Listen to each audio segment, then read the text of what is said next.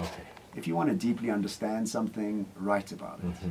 If you want to be a master of something, teach it. Hey, that's amazing, man. Yeah. That is amazing. And the third reason. Thank you. Go ahead. Pleasure. And the third reason. Sorry, I'm inspired. Sorry. Go ahead. Go ahead. Well, that's the point of the book. The book is called What's Your Moonshot? In order to create a moonshot thinking out of us as all human beings. And the last reason is, again, another quote. I use quotes because I think they land well. Yeah, of course. The quote is as follows. The knowledgeable man has to learn something new every day.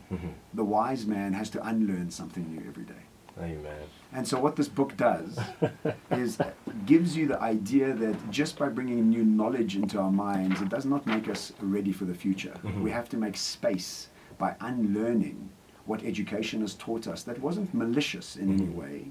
What our parents taught us wasn't malicious, but is becoming slowly but surely irrelevant into the future that we're going to. Yeah. How many books have you written? Oh no, my first one. Oh, this is your first one? No, this is my first one. And what is your, literally, your subject of choice? When you become inspired like I am right now and you're thinking, man, I need to write about this.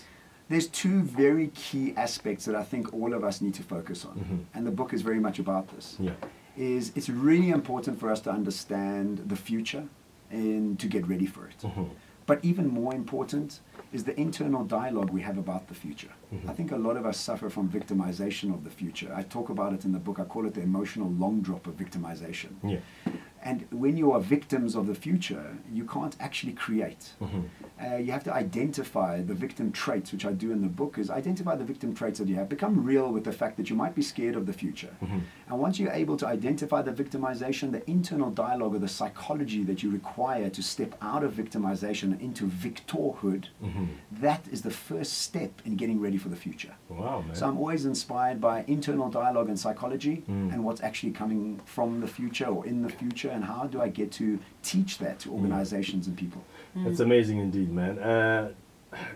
The book is available, right? People can buy it right now? So right now it's at most exclusive books and Take-A-Lot and Kindle on Amazon, and for any corporate sales and that sort of stuff, we do that privately, so you can get onto my website and my PA will sort you out. Yeah. What's Your Moonshot? Sorry, What's Your Moonshot? That's the title on the book. What's Your Moonshot by Johnson Ney. Make sure that you go out and get yourself a copy. Sorry, pal, go ahead.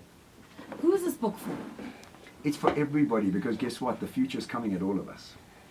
So if we're not preparing in our individual capacity, we might be out of that job. And the truth is there's something coming called technological socialism. And technological socialism is the idea that technology is now going to start looking after us as human beings.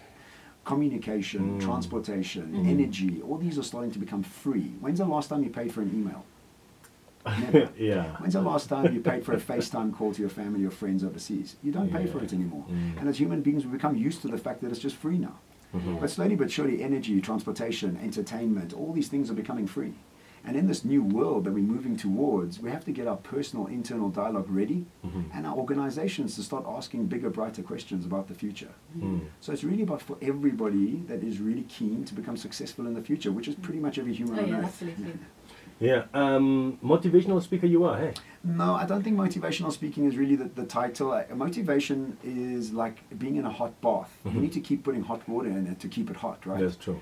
I like to think of myself more as a person that's dissecting and telling you stories about the future that give you a real tool set of how to apply some of the stuff to get ready for it. Yeah. So it's there is some motivation in it, but that's really not the way I'd like to categorize myself. So you're not out in arenas trying to speak to crowds and crowds of people, motivating them to... No, I'm inspiring them. Oh, yeah. I think that's what you do. Yes. But you do that, though. Oh, yeah, sure. Okay, I think cool. inspiration and motivation are slightly different. Yes, Sorry, it might be a yes. nuanced word, but that Yeah. I think in the speaking world, motivational speaking is almost like a swear word.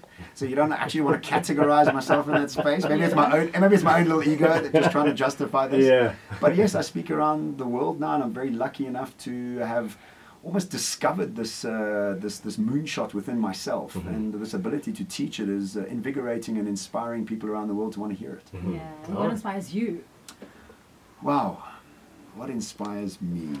To bring about a maximum impact on people that I come into contact with. I love speaking to an audience or a boardroom that I see the lights go on in people's minds. I get to see that aha moment in their eyes, like you did just You're now. looking at me right now. You see that, right? Yeah. And that just that one line around, you have to unlearn to relearn. That on its own just totally takes people off their sort of comfort zone. That comfort zone. Yeah. So for me, it's about how do I do this globally? How do I make more impact on more governments and institutions to bring about a real focus on employee wellness and consumer wellness? And if you're able to apply yourself in this new way, and I term it in the book, you become the new type of billionaire. And the new type of billionaire is somebody who affects 1 billion people's lives positively. Wow, that's amazing indeed. Are you on social media, John? Oh, big time. I'm all over social Please media. let us know where you're at so people can get in touch with you. Oh, thank you so much. Well, my website is www.johnsane.com. LinkedIn, John Sane, Instagram, John Sane, Facebook, John Sane. Pretty much, I've got a name that nobody else does in the world. Lucky me. So if you just put in John Sane, that's really what it's about. Thank you so much. Sane spelled Sanei. Sanei.